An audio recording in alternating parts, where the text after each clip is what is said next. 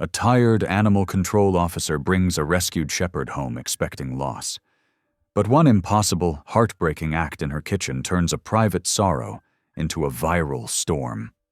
Overnight, a local tragedy blows up into a national fight. A powerful breeder's secrets, crooked officials, and terrified insiders all get dragged into the light. Threats escalate fast: smear jobs, broken windows, and a late-night danger that almost kills someone close. What really happened in those whelping rooms? And can one small act of mercy topple a family that profits from cruelty? Drop a comment below and share which part of the world you're tuning in from today. If you enjoy stories like this, don't forget to subscribe for more. The morning sun barely crept over the horizon as Lark Bennett climbed into her white county vehicle, the familiar weight of her metal toolbox sliding across the passenger seat with a dull thunk. She checked her supplies one more time with practiced efficiency: catch poles with their frayed loops, heavy leather gloves worn smooth at the fingertips, 3 sizes of pet carriers stacked together, and the dented first aid kit with its collection of antibiotic ointments and wound dressings, all present and accounted for. A routine she'd performed thousands of times over her 8 years as an animal control officer, her fingers automatically counting each item like a soldier checking ammunition before battle. "Another day, another dollar," she muttered, pulling out of her cracked driveway and wincing at the familiar grinding sound from somewhere under the hood. The radio crackled with static before the dispatcher's tinny voice announced her first call: a stray cat colony behind Miller's grocery that had apparently grown since the last time she'd been called there. Typical Monday in a county where animal control was perpetually underfunded and overwhelmed. As she drove through the tired streets of Warren County, past shuttered factories with broken windows reflecting the morning light and dollar stores with faded signs promising bargains, Lark noticed the usual signs of economic struggle. A mangy dog with protruding ribs darted between houses, probably another abandoned pet when its family moved away for work at one of the bigger towns 2 counties over. She made a mental note of its location, hoping to catch it later if she could squeeze it into her already packed schedule. At the cat colony, Lark worked methodically, her movements gentle but efficient as the morning heat began to build. The smell of rotting produce from the dumpsters mixed with the distinct odor of too many cats in too small a space. Sweat beaded on her forehead as she coaxed a frightened tabby from behind a stack of wooden pallets. "Easy there, little one," she whispered, carefully extracting a kitten with an infected eye from behind a dumpster, its tiny body trembling against her palm. The mother cat watched warily from a safe distance, tail twitching nervously, as Lark cleaned the infection with antiseptic wipes and left a small mound of kibble in a paper bowl. She couldn't take them all to the shelter. It was perpetually full, understaffed, and struggling for funding that seemed to shrink with each passing budget meeting. By evening, Lark's toolbox was lighter, but her shoulders hunched with invisible weight, her heart feeling heavier with each mile marker she passed. She'd responded to 3 abandonment cases today: a pair of terriers left in a vacated apartment, a declawed cat locked in a shed, and a rabbit colony someone had released by the highway. The shelter had only been able to take the rabbits, and even then with sighs and apologetic grimaces. Her small apartment welcomed her with silence as she hung up her jacket on the wobbly coat rack and kicked off her steel-toed boots, revealing the sweat-stained socks beneath. The apartment wasn't much: a 1-bedroom with mismatched furniture collected from thrift stores and curbs on garbage day, walls bare except for a single framed certificate of her animal control training and a calendar marked with shelter events. But it was home, a place where she could shut out the endless need that followed her everywhere else. Lark heated up leftover vegetable soup in a chipped bowl and settled into her worn armchair, its springs protesting beneath her weight as she flipped through paperwork while the TV provided background noise about local politics and weather forecasts. Her phone rarely rang after hours, unless it was an emergency, and she cherished these quiet moments when no animals or humans needed her immediate attention. So when it buzzed at 9:30, vibrating against the coffee table with unexpected urgency, she knew it wouldn't be good news. Good news could always wait until morning. "Lark, it's Steve from County Heights Shelter." The voice sounded strained, exhaustion evident in every syllable. "We've got a situation. Pregnant German Shepherd showing signs of distress. Previous owner surrender from another facility.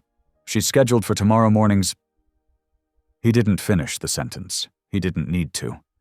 The shelter's euthanasia day was Tuesday, and animals showing behavioral issues or medical needs rarely made it past that deadline. Rain pelted her windshield in heavy sheets as Lark drove across town, windshield wipers struggling to keep up with the downpour. The shelter's fluorescent lights cast harsh shadows in the cracked asphalt parking lot, giving everything an institutional pallor that matched the building's purpose. Inside, the night manager led her past rows of kennels where dogs barked or slept, their faces pressing against chain link as she passed, to the back kennels where a large shepherd huddled in the corner of her run, amber eyes watching them warily from beneath heavy brows. "She came in from Riverside," Steve explained, shuffling through papers with coffee-stained fingers. The clipboard looked ancient, much like the facility itself. "They were full up. We're not equipped for whelping, and with her behavior assessment—" He shrugged helplessly, the dark circles under his eyes speaking of too many similar situations with too few happy outcomes. Lark knelt by the kennel door, the concrete floor cold through her jeans. The shepherd's swollen belly was obvious, stretched tight against her too thin frame, but something in her posture seemed off, a stiffness that spoke of pain rather than just fear. The dog's eyes met hers, intelligent, haunted eyes that spoke of past hardships, yet held a dignity that tugged at something deep in Lark's chest. "Give me her paperwork," Lark said suddenly, the words coming before she'd fully formed the thought behind them. "What? Look, she's scheduled for—" Steve's voice held the weary resignation of someone who'd learned to stop fighting lost causes. "The paperwork, Steve." Her voice was quiet but firm as steel.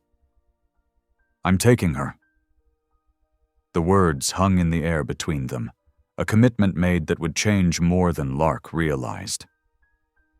10 minutes of forms and warnings later, Lark led the shepherd carefully to her car, rain soaking them both during the short walk. The dog moved stiffly, each step seeming deliberate and painful, pressing against Lark's leg as if seeking protection from both the rain and whatever unseen threats haunted her past. At home, Lark set up blankets on her couch, creating a soft nest of mismatched fleece and an old comforter. The shepherd, Hester, Lark decided, thinking of strength and resilience from a half-remembered novel from her school days, sniffed everything cautiously, her nose working methodically around the perimeter of the living room before settling onto the makeshift bed with a heavy exhale. Her body trembled slightly, muscles twitching with exhaustion or pain or both. "You're safe now," Lark promised softly, smoothing Hester's fur where it was matted near her ears. She pulled out some veterinary brochures she kept on hand, dog-eared and coffee-stained, studying the sections on pregnancy while stealing glances at her new companion. Something about Hester's condition nagged at her professional instincts, the odd positioning of her legs, the way she panted even in the cool apartment. But for now, the dog needed rest more than anything else. Hester's eyes followed Lark's movements, a mix of wariness and growing trust in their amber depths. When Lark tucked a blanket around her, careful not to press against the swollen belly, the shepherd let out a small sigh and rested her head on her paws, still trembling but perhaps a little less than before. In that moment of fragile connection, neither of them could know how their lives would intertwine in the coming days. or how Hester's story would soon reach far beyond the walls of Lark's modest apartment. The next morning, Lark paced her kitchen while on the phone with Dr. Martinez's office, her sock-covered feet wearing an invisible track into the Bea linoleum. Yes, she's pregnant, very pregnant.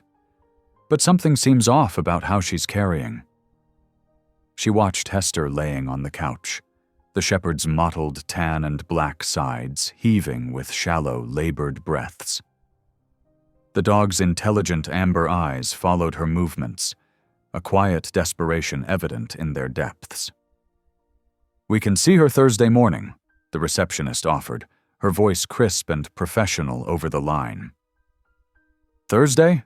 That's—" Lark bit back her frustration, swallowing the hot words that threatened to spill out. Her free hand clenched into a tight fist at her side. "Okay. Yes. Please put us down. But if anything changes before then—" She let the implication hang in the air between them. After hanging up, Lark sat beside Hester on the worn couch, the springs creaking under their combined weight. She gently stroked the dog's head, fingers tracing the soft fur between her ears. The dog's amber eyes were alert, but unmistakably pained, a silent communication passing between them. "Hang in there, girl. We'll figure this out." Her voice was soft, barely above a whisper, as though speaking any louder might somehow make the situation worse. Throughout the morning, Lark worked from home, making calls to shelter managers and filing incident reports while keeping a vigilant eye on her new charge. The ticking clock on the wall seemed unnaturally loud in the quiet house. Around 3 o'clock, Hester became visibly restless, circling the living room with increasing urgency and whining softly, a sound that sliced through Lark's concentration like a knife. "It's happening, isn't it?" Lark's heart raced as she abandoned her laptop, papers scattering as she rushed to prepare. She laid out clean towels across the floor and gathered warm water in a shallow basin, her movements quick but measured. Her first aid training covered basic animal births, but this felt different. Wrong somehow. There was an ominous weight to the air, a tension that made her stomach knot. Hester's labor progressed with excruciating slowness. Her panting grew more intense as contractions visibly rippled through her slender, slightly underweight body. Lark sat cross-legged on the floor beside her, speaking in steady, soothing tones while checking the time obsessively on her phone. "You're doing great, sweet girl. You can do this," she murmured, trying to infuse confidence into words she wasn't entirely sure she believed. At 5:45, the first pup came. Hester's body tensed with effort, and Lark's hands shook as she reached for the tiny form, her breath catching in her throat. The small body was alarmingly still, cold to the touch despite just leaving its mother's warmth. No movement, no breath, not even the faintest tremor of life. "No, no, no!" She grabbed a clean towel, rubbing vigorously to stimulate circulation, her movements growing increasingly desperate. Nothing.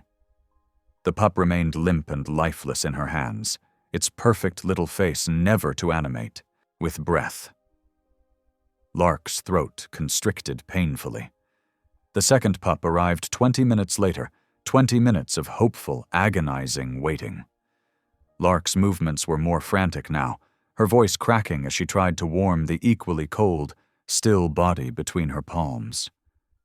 "Please," she whispered, tears gathering at the corners of her eyes before falling onto the blue towel beneath. "Please breathe. Just breathe for me." Hester watched with those knowing, haunted eyes, her body trembling through more contractions that seemed to sap what little strength she had left. The third and fourth pups came close together, almost as though rushing to join their siblings in stillness. Lark's medical training warred with her breaking heart as she tried everything she knew, warming, rubbing, gently massaging tiny chests, checking for the faintest flutter of heartbeats against her fingertips. But these pups too were cold, skin bluish beneath sparse fur, never taking their first precious breaths. The kitchen clock ticked relentlessly onward as shadows lengthened across the floor. The fifth pup was the last, emerging after a particularly difficult contraction that left Hester panting heavily. Lark's hands were mechanical now, going through the motions even though she knew. They were all gone. Born too early, too cold, too still, too profoundly unfair. Hester rose shakily to her feet, her legs trembling with exhaustion. Her nose touched each tiny body with gentle precision. A mother's inspection and farewell rolled into one heartbreaking gesture. Then, with surprising deliberateness, she picked up one of the pups in her mouth and walked unsteadily toward the back door. Lark followed, unable to speak through the thick knot of tears clogging her throat. On the weathered wood of the back porch, bathed in the golden-orange light of dusk, Hester laid down with a soft whine. She curled protectively around the small body, her muzzle tenderly nudging the still form, as if willing life into it. The setting sun cast long, mournful shadows across them both, painting the scene in shades of amber and loss. With trembling hands, Lark pulled out her phone and, almost without conscious thought, started recording. The clip was short, just 30 seconds of Hester's maternal devotion to her lifeless pup, the raw grief evident in every line of the shepherd's body. The dog's eyes, fixed on her puppy, held a depth of understanding that seemed almost human in its profound sadness. Lark couldn't steady her breathing as she uploaded it to her personal social media account. No filters, no editing, no softening of the brutal reality. Just the unvarnished truth of this moment, this loss that felt simultaneously intimate and universal. Her caption was simple, fingers hesitating only briefly before typing. 5 puppies born today. 5 puppies never took a breath. Their mother came from an overcrowded shelter system. This is the reality some days. Words inadequate for the weight they carried. She hit post, and then collapsed beside Hester on the rough wooden planks, wrapping her arms around the dog's neck. The shepherd's body was warm against hers, a living contrast to the cold stillness they both mourned.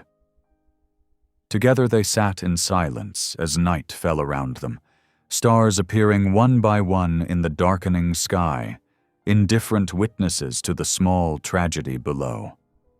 Lark's phone buzzed incessantly on her nightstand, vibrating against the wood with each new notification.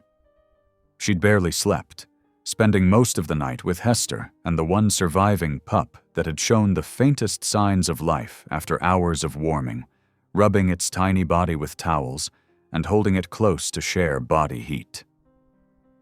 Her eyes burned from exhaustion, and her shoulders ached from hunching over the fragile creature all night. When she finally checked her notifications, her stomach dropped like a stone in deep water. Thousands of shares, comments flooding in by the hundreds.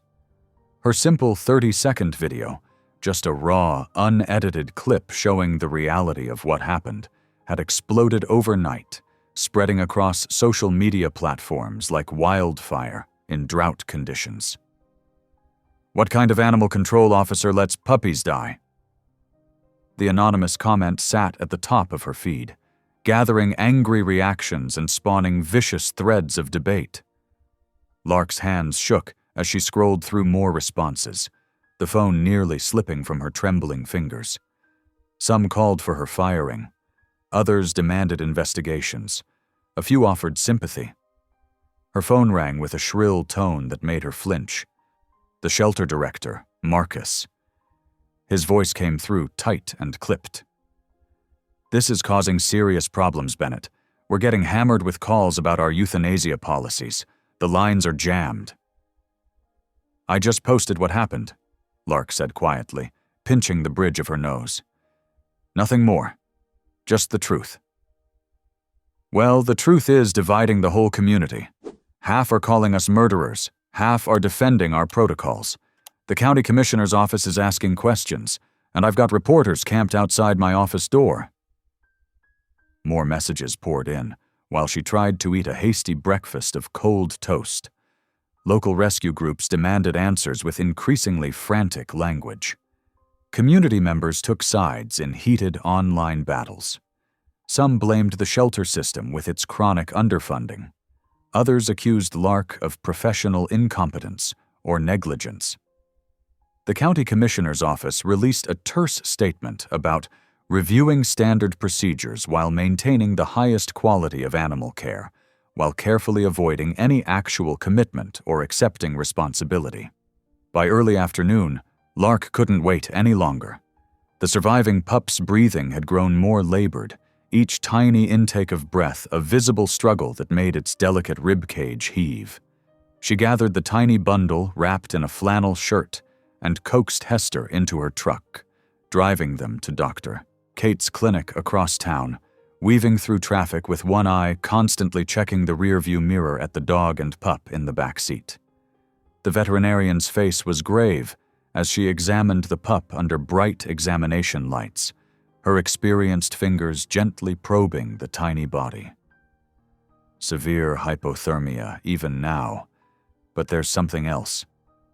She drew blood samples with a needle that looked enormous against the puppy's miniature leg, while her technician worked to stabilize the pup's temperature with warming pads and fluids. "What do you mean, something else?" Lark asked, anxiety tightening around her chest like a vice. Dr. Cates frowned at the preliminary results displayed on the small lab monitor, her brow furrowing deeply. "There are unusual markers here, abnormal enzyme levels I wouldn't expect. I'm sending these out for more detailed testing. Keep the pup warm and monitored constantly. Force feed formula every 2 hours if necessary. I'll call as soon as I know more." As Lark was leaving the clinic, the puppy now slightly more stable and Hester pacing nervously at the end of her leash, a lanky teenager with a professional-looking camera rig approached her in the parking lot. His sneakers scuffed against the asphalt as he hurried over. "I'm Rafi," he said quickly, pushing his dark hair from his eyes. "I volunteer at the shelter on Tuesdays and Thursdays. I was there yesterday when you brought Hester in. I do social media content for adoption promotions." Lark vaguely remembered seeing him filming in the background, a quiet presence behind equipment that seemed too sophisticated for shelter volunteer work. "I got footage," he continued, eyes intense with urgency, "of when they first brought her in from the previous shelter, before you took her case. You should see it. There's stuff people aren't talking about." He pulled up a video on his phone, fingers moving with practiced efficiency. The shaky footage showed Hester's arrival, her trembling legs barely supporting her weight, the way shelter staff had noted her distended belly with concern and whispered consultations. There were hushed comments about her condition, her origins from a commercial breeder affiliated with Walton Feed, someone mentioning another one from that place. "They were going to put her down right away," Rafi said, voice dropping lower. "Standard procedure for pregnant strays from overflow shelters, if you hadn't come in for your shift early that day." He offered to send Lark the full video and several others he'd compiled, his expression earnest beneath his practiced cool. The sun was setting in streaks of crimson and gold as Lark sat in her parked car in her own driveway, watching through her window. Hester lay curled in her backyard, the tiny surviving pup, no bigger than Lark's palm, tucked safely against her belly in a nest of blankets Lark had arranged. The shepherd's amber eyes were alert despite her obvious exhaustion, keeping vigilant watch over her last baby, her head lifting at every small sound from the street. Lark's phone buzzed again.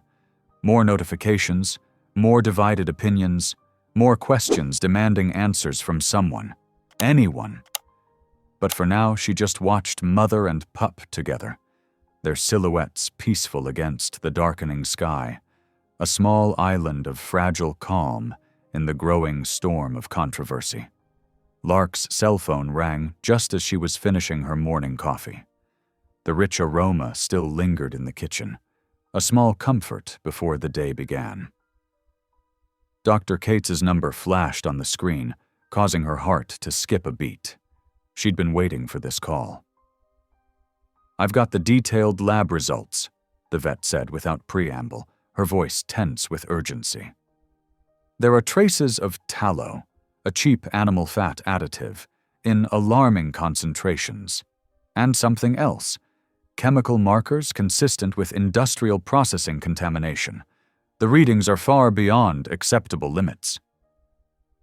Lark's hand tightened around her mug, knuckles whitening against the ceramic. The warmth that had been comforting moments before now felt scalding against her palm. "What kind of contamination?" she asked, her throat suddenly dry. "The kind that shouldn't be anywhere near pregnant animals. We're talking industrial solvents and processing agents. This looks like serious corner-cutting in feed production, possibly criminal negligence. The puppies never had a chance with this in their systems." After hanging up, Lark poured her remaining coffee down the drain, appetite gone. Her mind raced through the implications as she grabbed her keys. 20 minutes later, she was parking outside the county records office, a bland brick building with faded American flags hanging limply by the entrance. The fluorescent lights buzzed overhead like trapped insects as she filled out request forms for feed supplier documentation and recent procurement records. The forms felt endless, bureaucracy designed to discourage exactly what she was doing. "It'll take a few hours to pull those files," the clerk said, barely looking up from her computer. Her fingers continued typing, the clicking keys punctuating her indifference. "We're short-staffed today."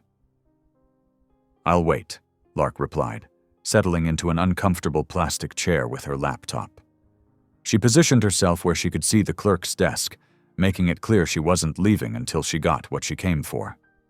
3 hours and 2 numb legs later, she left with a stack of photocopied receipts and delivery logs, the paper still warm from the machine. In the privacy of her vehicle, she spread them across the passenger seat, scanning each page. One name kept appearing, highlighted by her yellow marker: Walton Feed and Breeding. They supplied nearly all the commercial animal feed in the county, including Hester's shelter. The Walton storefront sat in a weathered strip mall on the edge of town, wedged between a dollar store and a vape shop. The faded sign had peeling letters, but the business clearly wasn't hurting for customers. A bell chimed as Lark pushed open the door, releasing the smell of grain and artificial meat flavoring.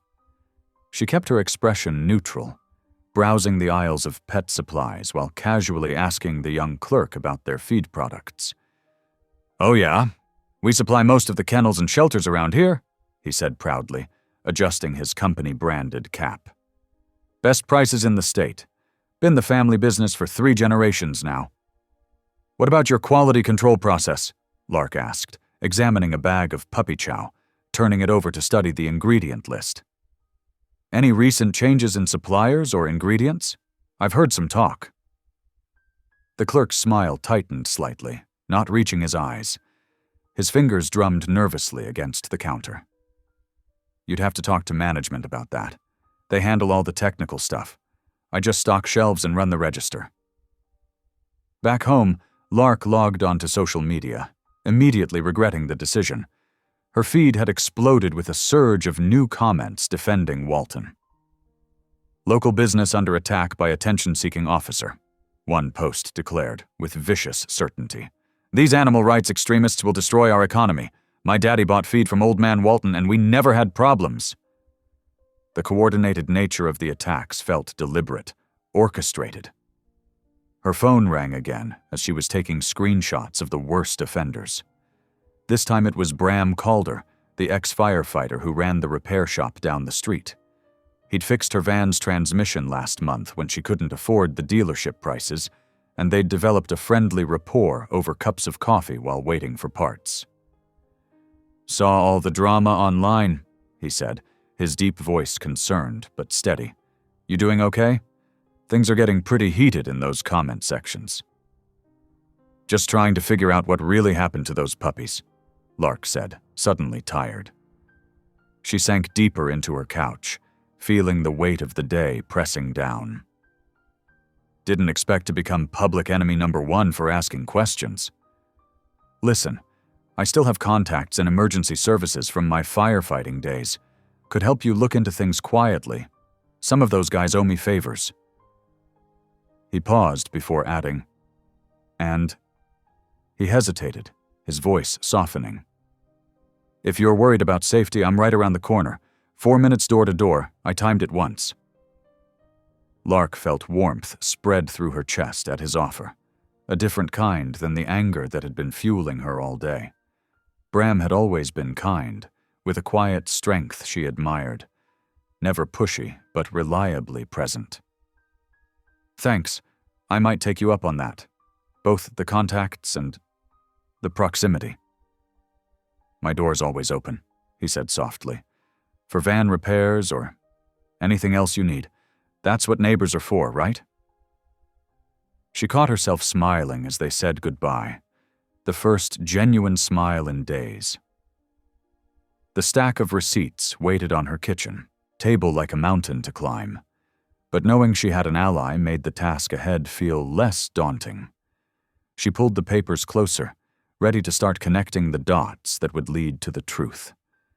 The morning sun cast long shadows across Dr. Kate's office as Lark spread out her documentation on the examination table. Golden light streaked across the clinical white surfaces, illuminating dust motes that danced in the air. The veterinarian adjusted her wire-rimmed glasses, deep lines forming between her brows as she frowned at the lab results. Her weathered fingers traced the concerning numbers that stood out starkly against the white paper. We need independent confirmation, Dr. Cates said, tapping the papers with a manicured fingernail. These findings are troubling, but Walton's lawyers will tear them apart without backup. I know a toxicology lab in Cleveland that doesn't take corporate contracts, run by an old vet school colleague of mine. They'll be impartial. No ties to the agricultural industry at all. Lark nodded, pulling out her notebook, its spiral binding worn from constant use. The pages were filled with her neat, compact handwriting. I'll start tracking dogs from Walton-affiliated breeders, see if there's a pattern beyond just Hester's litter. Maybe reach out to other shelters in the region. Smart. And we should request the shelter's surveillance footage before it gets accidentally erased. Dr. Cates made air quotes with her fingers, her expression cynical. I've seen how these things go. Evidence has a way of vanishing when big money gets involved. The door chimed with a bright, musical tone, and Raffi burst in, his camera bag bouncing against his hip, face flushed with excitement. His sneakers squeaked against the linoleum flooring as he rushed toward them. I got more! He pulled out his phone, fingers flying across the screen before showing them crisp footage of Hester's arrival at the shelter. The German Shepherd's ribs were clearly visible, her eyes wary but alert. And I talked to other volunteers. 3 of them have videos from that week. One shows the Walton delivery truck dropping off supplies the day before the puppies got sick. The driver was acting weird, kept checking over his shoulder. Good work, Raffi, Lark said, watching the teen beam with pride, his shoulders straightening at the praise. His enthusiasm was contagious, bringing a rare smile to her face. By early afternoon, Lark sat in a worn vinyl booth at May's Diner, the cracked upholstery patched with duct tape. Bram's solid presence beside her provided silent reassurance, his flannel-clad shoulder occasionally brushing against hers. The diner hummed with the clatter of dishes and murmured conversations. Across the table, a thin man in a faded Walton transport cap kept glancing at the door, his Adam's apple bobbing nervously with each swallow. Just routine questions about delivery schedules, Mr. Parker, Lark said softly, keeping her voice steady and non-threatening. The laminated menu between them remained untouched, a barrier neither wanted to disturb. The driver's calloused fingers drummed against his coffee cup, creating tiny ripples across the dark surface. "Everything's by the book, always has been." His voice cracked slightly on the last word, betraying his anxiety. "Then why do you look so nervous?" Bram asked, his voice gentle but firm. He leaned forward slightly, his broad shoulders blocking the view from the counter where the waitress was watching with undisguised curiosity. Parker's face twitched, a muscle jumping in his jaw. He glanced once more at the door before reaching into his jacket with trembling fingers. He slid a torn pamphlet across the table, keeping his hand over it until the last moment. "All I know is, orders changed last month. New feed schedule, different supplier for the protein mix. But I just drive the truck, understand? I got kids to feed." Lark slipped the pamphlet into her pocket as Parker hurried out, leaving his coffee untouched, the bell above the door jangling in his wake. She exchanged a meaningful look with Bram, whose eyes reflected her own growing suspicion. The sun had set, painting the sky in deepening shades of purple, when Walton's official statement appeared online. Lark read it on her phone, her jaw clenching with each carefully crafted word, the blue light from the screen illuminating her hardened expression. "Walton Feed and Breeding extends our deepest sympathies regarding this isolated, tragic event. Our century-long commitment to quality remains unwavering. We stand ready to assist authorities in any investigation, confident that our products meet all safety standards. We caution against unfounded speculation that may damage the reputation of a family business that has served this community faithfully for generations." Minutes later, the sheriff's office released their own statement, the timing too perfect to be coincidental. "The department is aware of community concerns regarding recent events at the county shelter. We encourage all parties to refrain from speculation as facts are gathered. Any unauthorized investigation or dissemination of unverified information could impede official procedures and potentially result in legal consequences." Lark looked across her small living room at Hester, curled protectively around her surviving pup on the makeshift bed of blankets. The German Shepherd's amber eyes met hers, full of trust and grief that transcended species.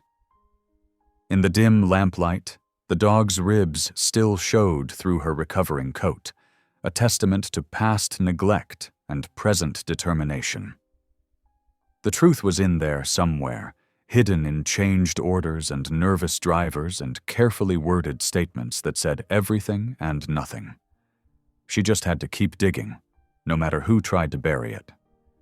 The county administration building loomed gray and imposing against the morning sky as Lark climbed the worn concrete steps, manila folder, tucked securely under her arm. The folder bulged with carefully assembled evidence, photographs, veterinary reports, and witness statements. Inside, harsh fluorescent lights buzzed overhead, casting an unforgiving pallor across the institutional beige walls while she meticulously filled out complaint forms in triplicate, her handwriting growing progressively tighter and more controlled with each page. Her fingertips pressed harder into the pen as she documented dates, times, and violations in painstaking detail. "Standard processing time is 4 to 6 weeks, the clerk drawled, barely glancing up from her computer screen at the papers Lark had pushed across the counter. The woman's voice carried the practiced indifference of someone who had long ago stopped seeing urgency in anything that crossed her desk. "This involves potential animal welfare violations," Lark pressed, leaning slightly forward. She tapped the folder with its red-flagged sticky notes. "Documented cases of neglect and unnecessary suffering. There must be some expedited process for cases like this." The clerk's expression didn't change, her eyes flat and unresponsive behind wire-rimmed glasses. She rubber-stamped each form with mechanical precision. 4 to 6 weeks. That's procedure. Next, please." Lark stood her ground for a moment longer, then gathered her receipt copies and walked out, shoulders tight with frustration. In the parking lot, she sat behind the wheel of her weathered SUV, knuckles white against the steering wheel as she breathed deeply, trying to calm the surge of helpless anger. Back in her car, Lark's phone buzzed against the cup holder. Dr. Cates had texted, "Meeting at my office, bringing backup, 1 p.m. sharp." A flicker of hope replaced her frustration. At least someone was taking this seriously. 20 minutes later, Lark walked into the veterinary clinic to find Bram already there, his tall frame bent over a small table as he methodically set up a laptop and portable hard drive. His flannel shirt was rolled up at the sleeves, revealing forearms marked with old scars from his firefighting days. Across the room, Raffi arranged chairs in a circle, his wiry teenage frame moving with nervous energy as he positioned each seat with surprising precision. Dr. Cates emerged from her office carrying an external hard drive, her face set with determination. "We need to organize everything," Dr. Cates said, plugging in the drive with practiced efficiency. "Every piece of evidence properly labeled, dated, backed up. We can't afford to lose anything or have questions about authenticity." Her voice carried the quiet authority of someone used to crisis management. Bram nodded, his movements deliberate and assured. "I've got cloud storage that's completely separate from local servers, triple encrypted with automatic backups every 6 hours." He glanced up, a hint of his technical background showing. "Nobody's getting into this without our permission." "Smart thinking," Raffi said, pulling out his phone and swiping through screens. His eyes brightened with excitement. "Oh, and I might have something new. Been messaging with a guy who worked maintenance at Walton's main facility last year. He quit after 3 months.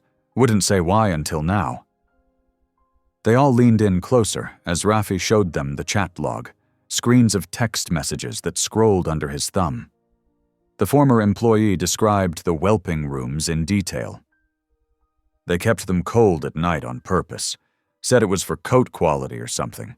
But some mornings I'd come in and find pups that didn't make it. When I complained, my supervisor just shrugged. Never made sense to me, but now I'm thinking it was about money." Lark's stomach tightened into a cold knot.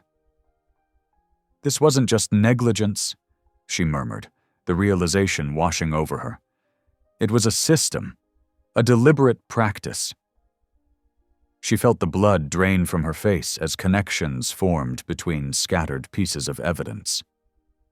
"The puppy's symptoms match what we'd see with prolonged cold exposure," Dr. Cates confirmed, pulling up her detailed case notes on her tablet. Her finger traced along graphs and charts. "Hypothermia, poor circulation to extremities, compromised immune response." Hester's pups showed all the classic signs. They worked straight through lunch, organizing evidence into clear, logical categories: laboratory results, witness statements, facility records, and video footage. Bram's steady hands labeled everything in his neat, blocky handwriting, while Raffi created a detailed timeline on a digital whiteboard, connecting events with colored lines that revealed disturbing patterns. The room hummed with purpose, 4 people united by shared outrage. The afternoon sun was slanting through the Venetian blinds, casting striped shadows across their work, when Lark's email notification pinged. Anonymous sender, no subject line, just an attachment. Her finger hovered over the icon, hesitation flickering across her face. "Wait," Bram said, reaching across the table. "Open it on my computer. It's got better security protocols and screening software."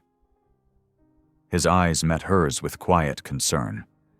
The attachment was a scanned memo, partial but clearly legible. Official Walton feed and breeding letterhead topped the page, complete with their distinctive wheat stalk logo. Cost reduction initiatives to be implemented immediately across all breeding facilities.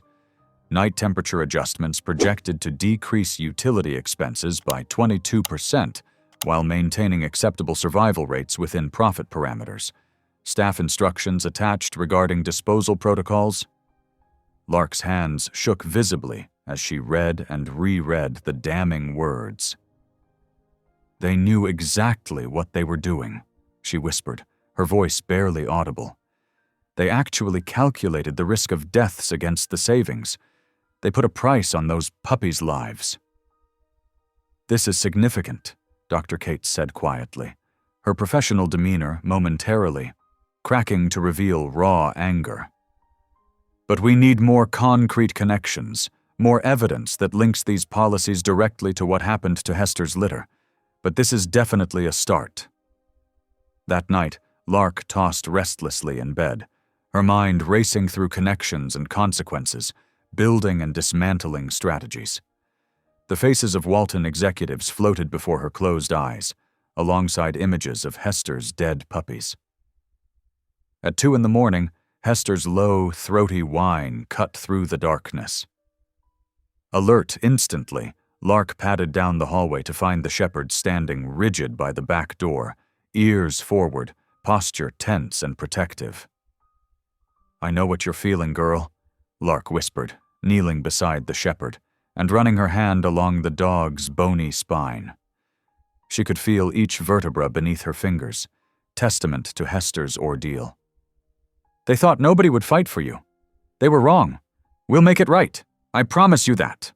Hester leaned her warm weight against Lark's leg, both of them watching over the single sleeping pup curled in the plush dog bed in the corner, its tiny chest rising and falling with each precious breath.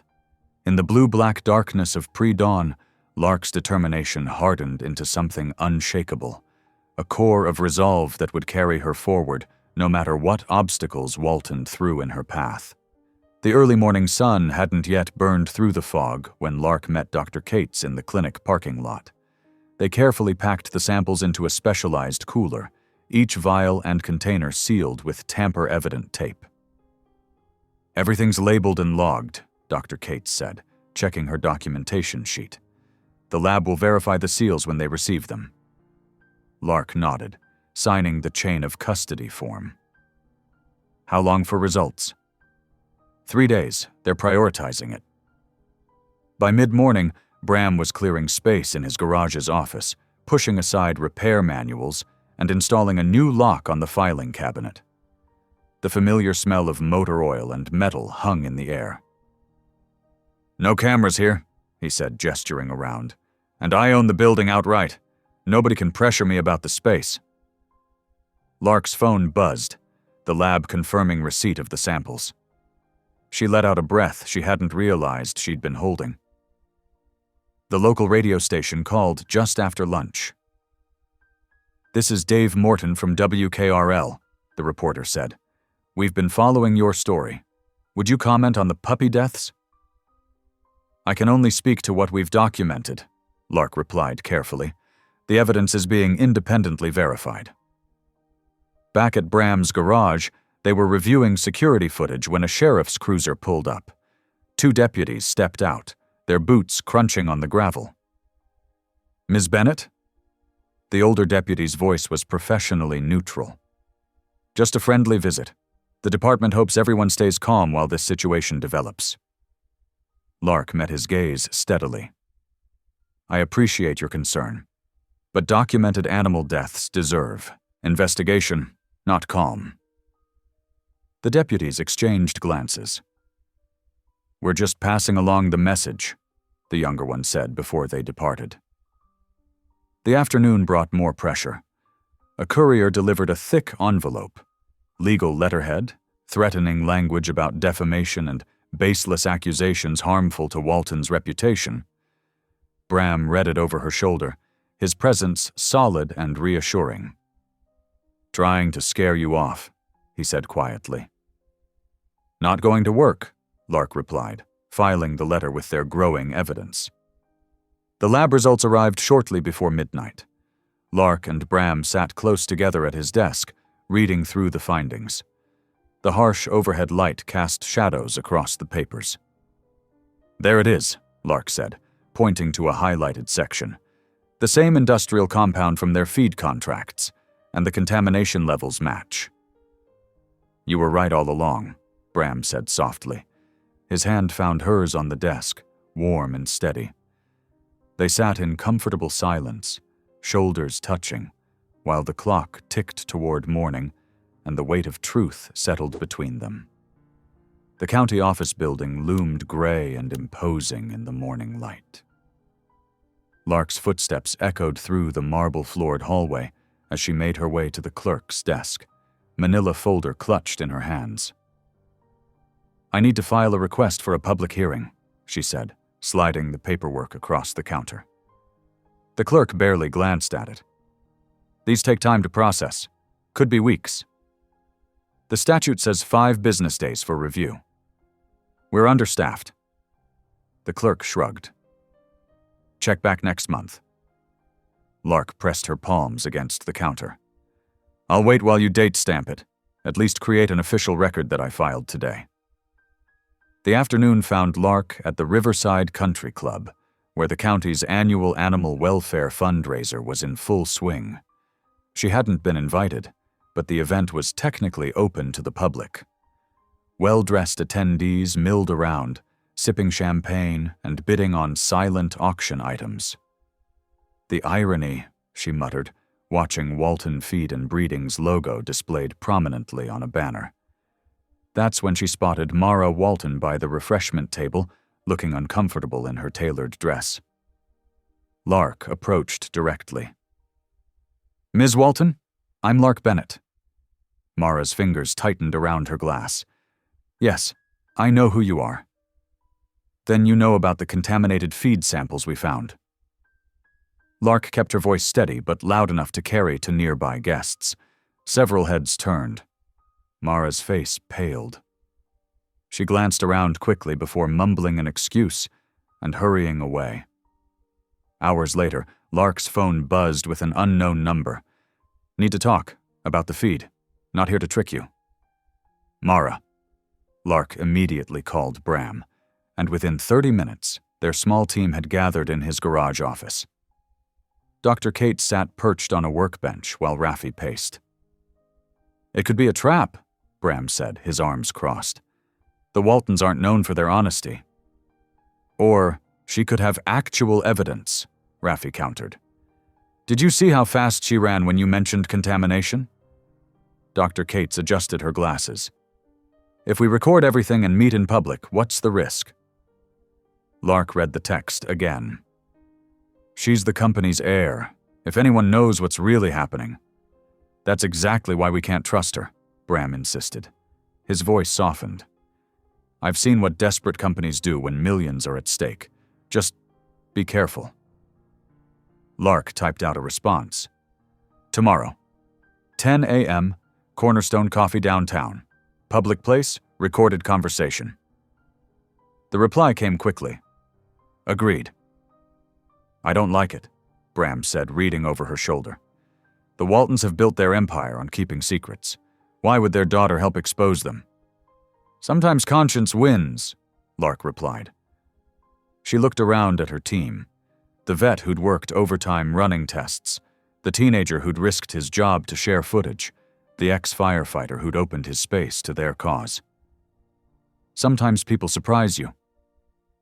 She checked her recording equipment one last time before heading home.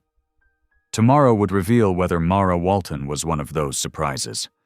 Cornerstone Coffee hummed with late morning activity. Lark chose a table near the front window, positioning her phone to record while keeping it partially hidden under a newspaper. She'd arrived 20 minutes early to scope the place out. But Mara was already there, hunched over a laptop in the corner. When their eyes met, Mara gave a slight nod. She gathered her things and moved to Lark's table, sliding into the chair with careful movements. I'm taking a huge risk, Mara said quietly, her fingers drumming against her coffee cup. If my father finds out...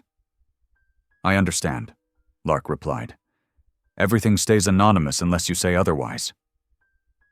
Mara pulled out a manila envelope, her hands trembling slightly. It started with the quarterly reports. Dad, the board, they were obsessed with hitting these impossible profit margins. Someone suggested we could cut costs by adjusting environmental controls in the breeding facilities. She slid the envelope across the table. Inside was a printed memo with the Walton Company letterhead. Lark scanned it, her stomach tightening. The document detailed temperature reduction protocols for pregnant dogs, citing potential benefits of colder conditions for coat development. But between the corporate jargon were clear cost-saving calculations. They knew, Mara whispered. They knew what might happen to the puppies. But the projections showed a 15% reduction in heating costs across all facilities. Lark read further, noting executive signatures and implementation dates. This goes beyond negligence. They deliberately created conditions that killed those puppies, Mara finished. Yes, and Hester wasn't the only one. She glanced around nervously. I have to go. Don't tell anyone we met. As Mara hurried out, Lark carefully photographed each page of the memo before tucking it away. By early afternoon, she'd shared the evidence with her team at Bram's garage. Dr. Cates was particularly disturbed by the clinical language describing acceptable loss ratios. This is corporate speak for murder, she said, pointing to a highlighted section. Rafi was uploading his original footage to a secure cloud drive when his phone buzzed. His face went pale as he read the message. They're subpoenaing my footage, he said. All of it. The shelter director just forwarded the legal notice. Before they could process this, Lark's phone rang. It was her lawyer. Walton's legal team just filed an emergency petition, he said without preamble. They're seeking temporary custody of Hester and her surviving pup, citing concerns for their welfare under your care. Lark's knees gave out. She sank onto Bram's workbench. They can't do that. They're arguing that as the original breeder, they have standing to ensure proper care. They're using your viral video against you, claiming it shows evidence of neglect. That's ridiculous, Bram exploded. Lark saved those animals. It's a pressure tactic, the lawyer continued. They want to force you to back down from the investigation. But if this goes before a judge... Lark thought of Hester at home, finally starting to trust, to heal. The pup was getting stronger every day. We're not backing down, she said firmly, and they're not taking them. Dr. Cates was already pulling up her medical records. I'll testify about their condition if needed. We have documented evidence of the contamination in their system when they arrived. They're trying to bury this, Rafi said, still staring at the subpoena. First my footage, now this. We need to move fast, Bram said. Get ahead of their legal maneuvers before they can... No, Lark cut in. We need to move smart. They're turning this into a legal battle because they're scared of what we found. She held up Mara's memo. This proves they knew exactly what they were doing. Now we just have to figure out how to use it without exposing our source. The team spent the rest of the evening with their lawyer, planning their response to both the subpoena and the custody petition.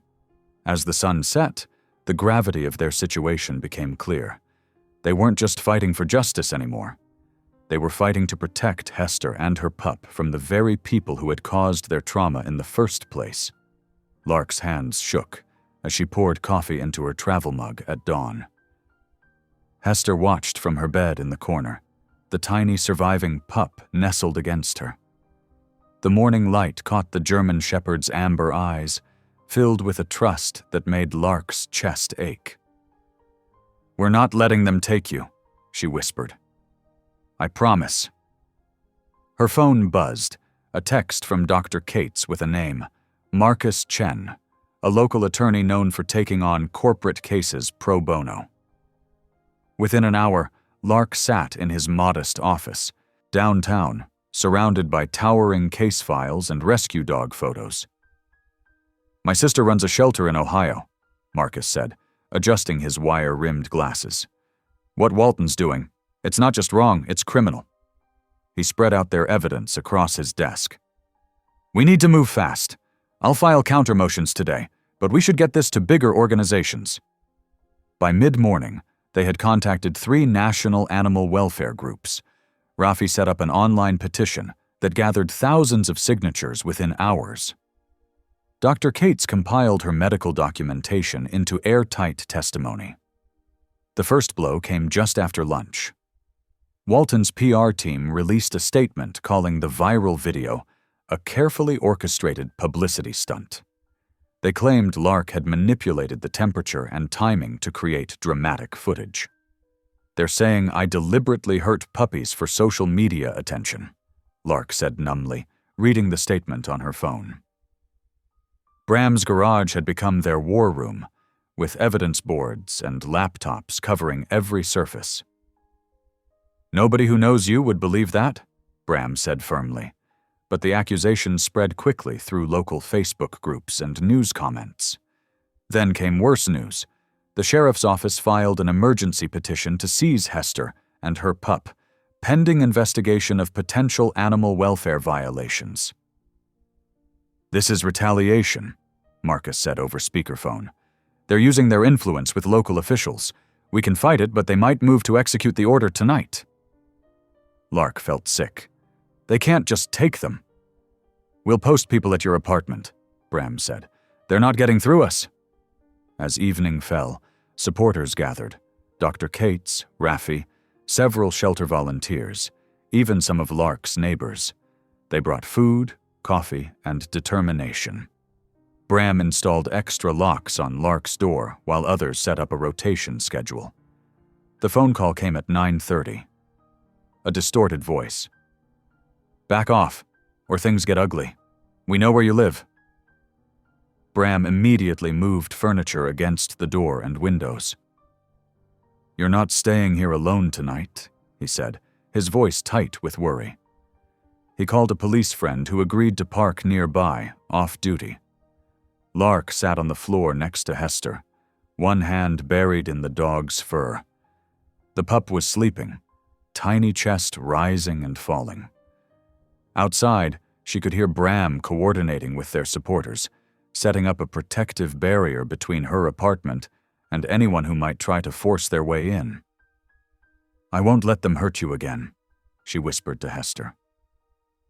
The German Shepherd leaned against her, a warm, solid presence in the growing darkness. Together they waited through the night, surrounded by friends who refused to let them face this fight alone. Lark jerked awake at 5 a.m, startled by Hester's urgent barking. Through the window, she saw the first pale light of dawn stretching across the parking lot. Her heart was still racing from another restless night of worry. She gathered her things for work, knowing she couldn't let fear keep her home. Bram had insisted on following her to her first call of the day. As she walked to her truck, something seemed off about the way it sat, tilted slightly forward. "Don't start it!" Bram's voice rang out as he sprinted across the lot. He dropped to his knees beside the truck, flashlight beam cutting through the early morning shadows. "Brake line's been cut clean through." Lark's legs went weak. If she'd started driving. "They really want to hurt me. We're calling the police, now." Bram's jaw was tight as he pulled out his phone. 2 officers arrived, took photos, and filled out a report with clear reluctance. "Could be random vandalism," one suggested, not meeting Lark's eyes. "Random?"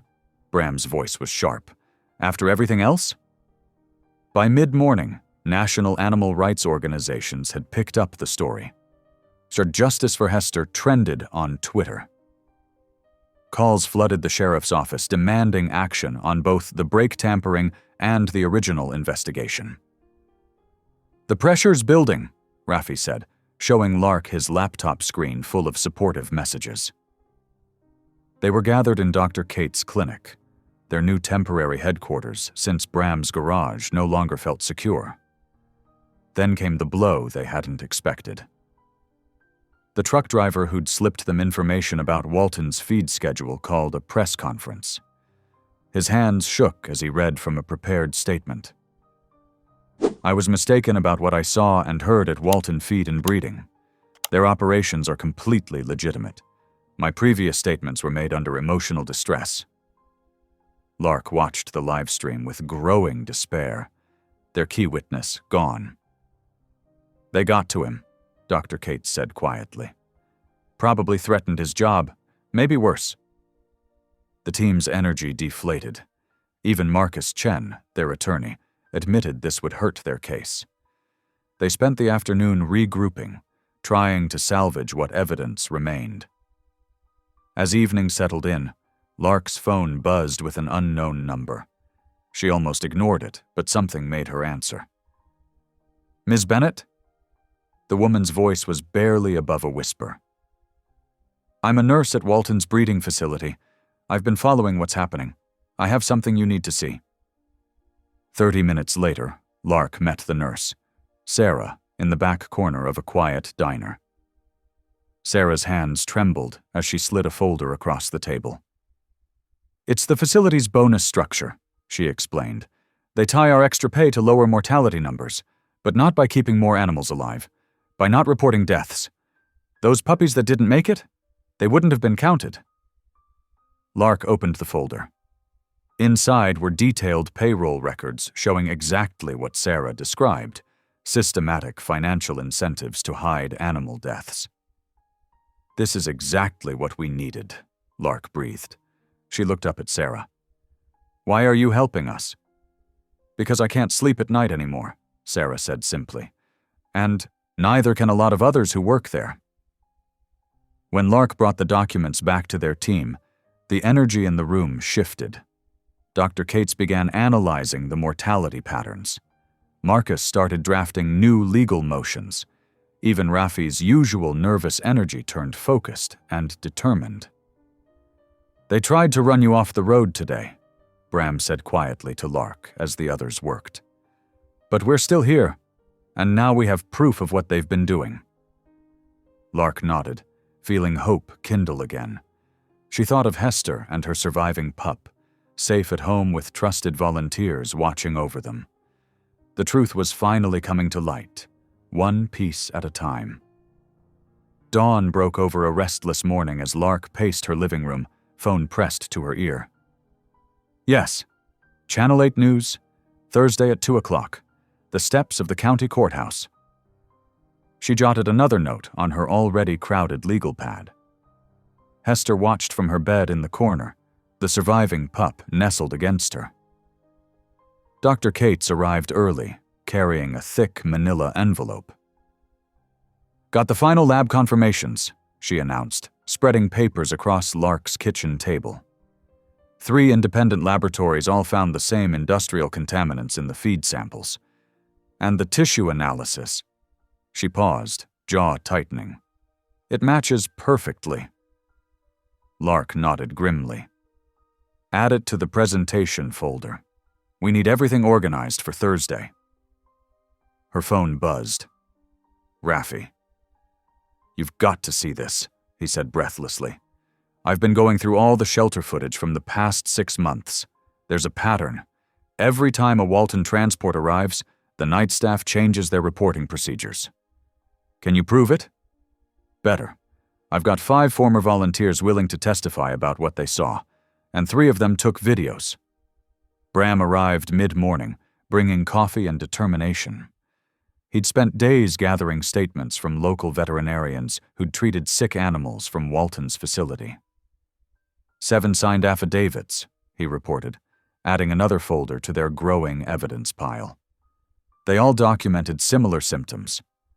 Around noon, Mara Walton texted from a burner phone. "Risk management meeting just ended. Father knows I'm the leak. Leaving town tonight. Will testify if you can guarantee protection." Lark immediately called Marcus Chen. Their attorney was already moving on it. "I've contacted the state's witness protection program," he said. "They're expediting the paperwork. If Mara testifies, it breaks this wide open." They worked through lunch, organizing their evidence into clear, irrefutable presentations. Dr. Cates prepared medical summaries in plain language. Rafi edited his footage into a compelling timeline.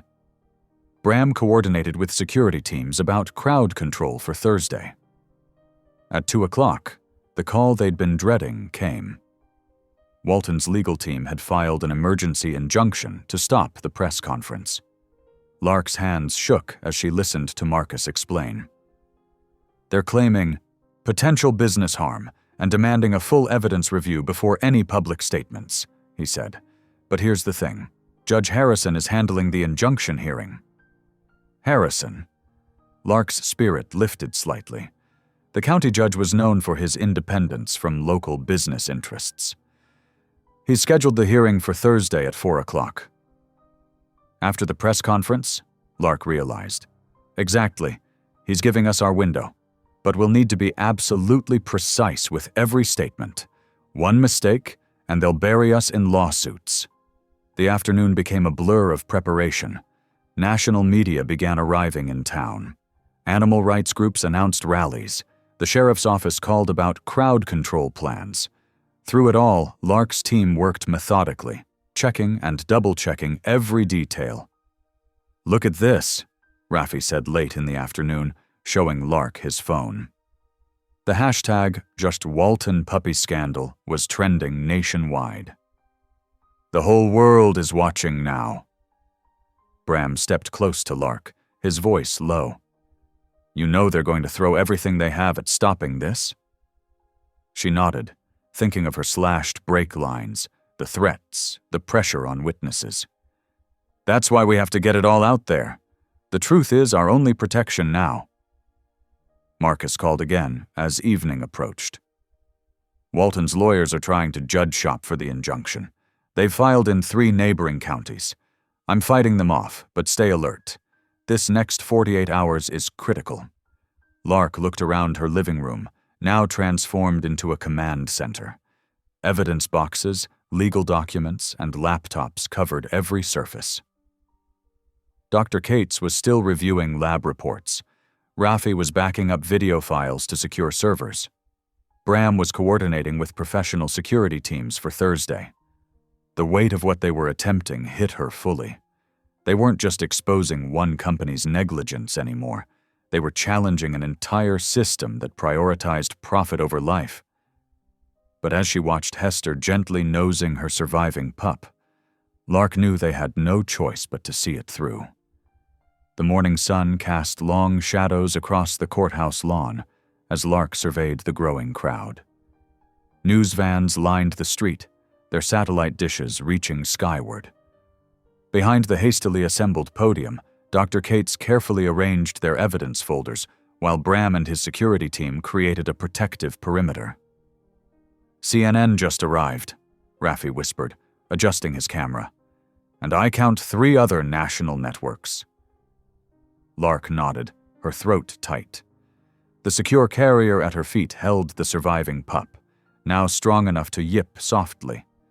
Its presence was both evidence and reminder of why they were here. At exactly 10 o'clock, Marcus Chen approached the microphone. Good morning. We're here to present evidence of systematic animal welfare violations at Walton feed and breeding facilities. Lark stepped forward, her hand steady as she opened the first folder. These are laboratory results from 3 independent facilities, she began, holding up the reports. They confirm industrial contaminants in feed samples consistent with cost-cutting measures that prioritized profit over animal safety. Camera shutters clicked rapidly as she displayed the leaked memo. This internal document proves these weren't accidents, but policy. She read key passages aloud. Reduce temperature controls in whelping areas, substitute grade C protein alternatives, minimize mortality reporting requirements. The pup whimpered, drawing all eyes to the carrier. This survivor, Lark continued, her voice catching slightly, is one of 8 puppies born to a dog I rescued. The others didn't survive due to these policies. Dr. Cates presented the medical evidence next, her clinical terminology making the details even more damning. When she finished, Marcus played the recorded testimony from the Walton nurse, her digitally altered voice describing falsified records and bonus structures tied to underreporting deaths. Questions erupted from the reporters. Lark answered each one clearly, referring to their carefully organized evidence. The story was spreading in real time.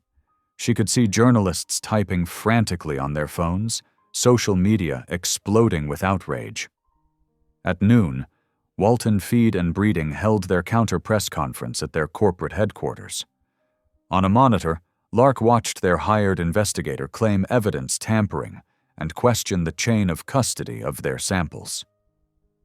"These allegations are baseless," he declared.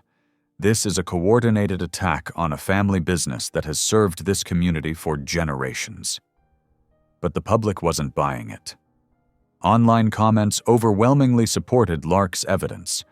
National animal welfare organizations announced investigations. State regulatory agencies issued statements about pending reviews. As evening approached, the crowd outside the courthouse grew larger and more vocal. The sheriff's deputies began pushing people back, citing safety concerns. "Clear the area," they announced through bullhorns. "This assembly needs to disperse." Lark and her team carefully packed their evidence into secure containers. Bram's security detail formed a protective circle as they moved everything to waiting vehicles. The pup, exhausted from the day's excitement, slept in its carrier. Just before midnight, Lark's phone rang. It was the overnight supervisor at the county shelter. "Someone's tampered with our water system," he reported, panic in his voice. "The dog started getting sick. We need help." She was already moving. "Call Dr. Cates. I'm on my way." To Bram, she said, "Get the security team to the shelter. This isn't over." The shelter was chaos when they arrived. Staff members were moving animals to dry areas while Dr. Cates examined the sickened dogs. The water had a strange chemical smell. "We've got to flush their systems," Dr. Cates ordered, setting up IV lines. "And get samples of this water before they shut it off. This is another attempt to destroy evidence." Lark worked alongside the shelter staff, her hands moving automatically through the familiar tasks of animal care, while her mind raced. The escalation was clear, from threats to actual harm. But it also meant they were afraid. Their evidence was solid. The truth was getting out. As she helped stabilize another sick dog, Lark caught Bram's eye across the room. His expression said what they both knew. The next 24 hours would determine everything. The Waltons were cornered, and cornered predators were the most dangerous. The courthouse hummed with tension as Lark pushed through the heavy oak doors. Security guards checked IDs, their movements mechanical and tense. Marcus Chen, their attorney, waited at the entrance to Courtroom B, his tie perfectly straight, his expression grim but determined. "They're throwing everything they've got at invalidating our evidence," he whispered as they walked in. "But we're ready." The Walton legal team occupied the left side of the courtroom, 5 attorneys in expensive suits arranged like chess pieces.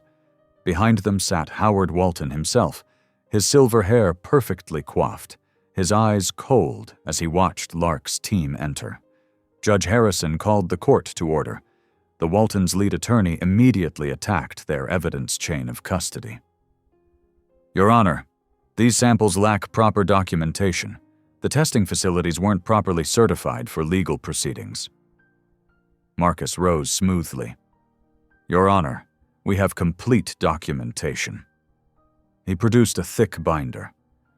Every sample was logged, photographed, and verified by multiple witnesses. Additionally, he paused for effect.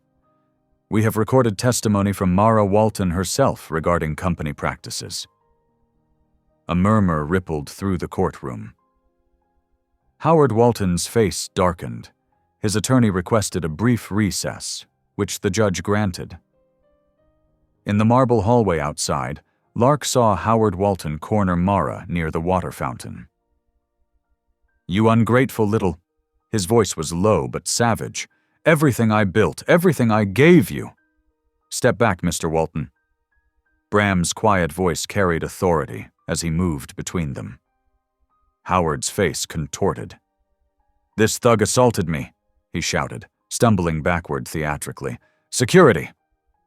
Guards converged, but multiple witnesses had seen the truth. Dr. Cates was already recording on her phone. "Mr. Walton approached his daughter aggressively," she stated clearly for the video. "Mr. Calder simply created distance between them." Judge Harrison, hearing the commotion, ordered everyone back inside. After reviewing the hallway security footage, she issued immediate temporary protection orders for all whistleblowers involved in the case. The afternoon dragged on in legal motions and counter-motions. Lark felt hope slipping as she watched the Waltons' expensive legal team work. They had an answer for everything, a way to cast doubt on each piece of evidence. Night fell early, winter darkness pressing against the courthouse windows. Lark's phone buzzed, a text from one of Bram's security team. "Someone at the garage asking for you. Says he's the driver." At Bram's garage, they found Mike Reeves, the Walton transport driver who had recanted his testimony. He looked awful, hands shaking, eyes red. "I can't sleep," he said. "Can't eat. What they're doing? What I helped cover up?" He pulled a wrinkled paper from his jacket. "I want to tell the truth. All of it. About the cold rooms, the bad feed, everything they made us do." Marcus carefully recorded Mike's new statement, while Lark watched the man's hands shake as he signed the affidavit. "They'll try to destroy me," he whispered. "We'll protect you," Lark promised, but the words felt hollow. She'd seen the Waltons' power today, their ability to twist truth and manipulate the system. Later, alone in her apartment with Hester and the surviving pup, Lark felt the weight of it all crash down. The Waltons had generations of influence, endless resources, and a system that seemed built to protect them. How could her small team of truth-tellers stand against that? The pup crawled into her lap, warm and alive against all odds. Hester pressed against her side, solid and loyal. But for the first time since this fight began, Lark wasn't sure if being right would be enough to win. In his office across town, Howard Walton was rallying his defenders, politicians, business leaders, anyone who owed the family favors. Tomorrow they would present their united front, and Lark could feel the shadow of it looming over everything they'd fought for. The courthouse steps gleamed with early morning frost as Lark and her team arrived, carrying boxes of evidence. Marcus Chen had dark circles under his eyes from the all-night preparation, but his voice was steady as he reviewed their strategy. "We present the expert testimony first," he said, checking his tablet. "Dr. Cates will establish the medical baseline, then the national experts will connect it to industry standards." Inside, they transformed Conference Room C into a war room. Dr. Cates arranged veterinary reports in precise stacks, while Rafi organized the video evidence on multiple laptops. Representatives from the National Animal Welfare Coalition and the Humane Society sat at one end of the table, reviewing their prepared statements. "The temperature logs are crucial," Dr. Cates said, highlighting a section in her report. "They show systematic manipulation during whelping periods. No responsible breeder would ever." The courtroom filled quickly. Howard Walton's team took their seats, their confidence noticeably brittle. Judge Harrison called the court to order precisely at 9 o'clock. Marcus began methodically. Dr. Cates testified first, her expertise lending weight to each piece of evidence. She walked the court through the medical impact of temperature manipulation on newborn puppies, her voice catching slightly when she described the cold-induced organ failure. The national experts followed, establishing clear industry standards that Walton had violated. But the real breakthrough came just before lunch. "Your Honor," Marcus said, "we'd like to present Exhibit 47, internal emails recovered through discovery." The first email appeared on the courtroom screen. From Howard Walton himself, dated 6 months prior. Temperature reduction protocol saving 15% on heating costs. Acceptable losses within profit margins. Continue program. A gasp rippled through the gallery. More emails followed, each more damning than the last. Detailed discussions of cost-saving measures, deliberate policies to maintain temperatures well below safe levels, warnings from staff ignored and dismissed. Walton's lead attorney jumped up. "Objection. These emails weren't properly obtained." "Overruled," Judge Harrison said firmly. "The discovery process was fully documented." Through the afternoon, Marcus methodically connected the dots between Walton's policies and the tragic outcomes. The evidence was overwhelming. This wasn't negligence, but a calculated business decision that treated puppy deaths as acceptable losses. At 3:30, a commotion erupted outside the courtroom. Walton's private security team, 6 men in black tactical gear, tried to push past the bailiffs. "We need to secure Mr. Walton," their leader shouted. Bram, who had been quietly watching from the back, moved with surprising speed for his size. He positioned himself between the security team and the courtroom doors. "This is a court of law," he said quietly. "Step back." The security leader reached for something at his waist. Bram caught his arm, using the man's momentum to pin him against the wall. Police officers swarmed in, quickly subduing and arresting the other security members. Inside the courtroom, Lark heard the commotion, but kept her eyes forward. The truth was finally coming out. She thought of Hester and her lost puppies, of all the other dogs who had suffered under Walton's profit-driven cruelty. Her hands trembled slightly as she organized the next set of exhibits, but her resolve was iron. Judge Harrison called a brief recess to restore order. In the conference room, Marcus squeezed Lark's shoulder. "They're desperate," he said. "They know we have them." Lark nodded, straightening the files for the final round of testimony. Through the window, she could see news vans arriving, their satellite dishes raised like sentinels. The truth would not just echo through this courtroom, but across the country. The bailiff called them back in. Lark took her seat, ready for the final phase of testimony. The weight of all their work, all their evidence, would finally be heard. The morning sun streamed through the courthouse windows as Judge Harrison settled into his chair. The gallery was packed, with reporters filling every available space. Lark sat straight-backed beside Marcus, her heart pounding but her face composed. "Having reviewed all evidence presented," Judge Harrison began, his voice carrying through the hushed courtroom, "this court finds Walton Feed and Breeding guilty of criminal negligence, animal cruelty, and willful endangerment." Howard Walton's face turned ashen. His attorneys scribbled furiously on legal pads. "The court orders immediate seizure of all breeding licenses pending complete restructuring," the judge continued. "Fines totaling $5 million will be paid into a restitution fund for affected shelters. Additionally, all executive staff involved in the temperature manipulation protocol will face criminal investigation." Lark released a breath she hadn't realized she'd been holding. Under the table, Dr. Cates squeezed her hand. "Furthermore," Judge Harrison's tone hardened, "evidence of local official complicity cannot be ignored.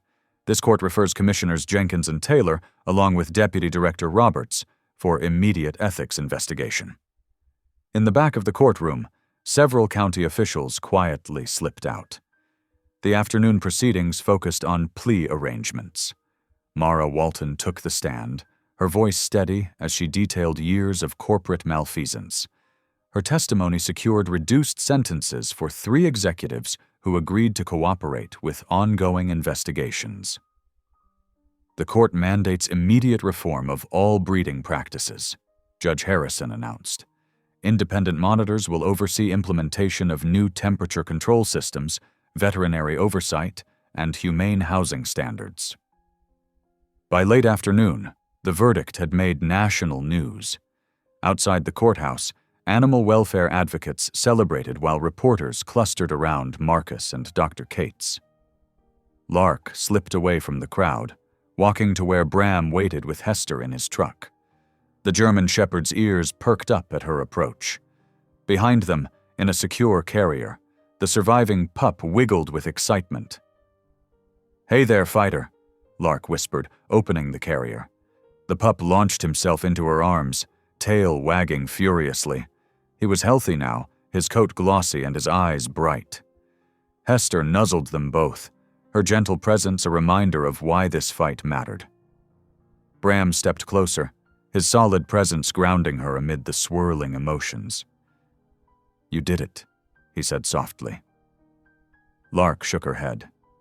"We did it. All of us." Around them, the late evening sun painted the courthouse steps golden. Reporters noticed her location and began moving their way. But for this moment, Lark focused on the warm weight of the pup in her arms, Hester's watchful presence, and Bram's steady support. She was different now. They all were. The fight had changed her from a solitary crusader into someone who understood the power of community, of standing together against injustice.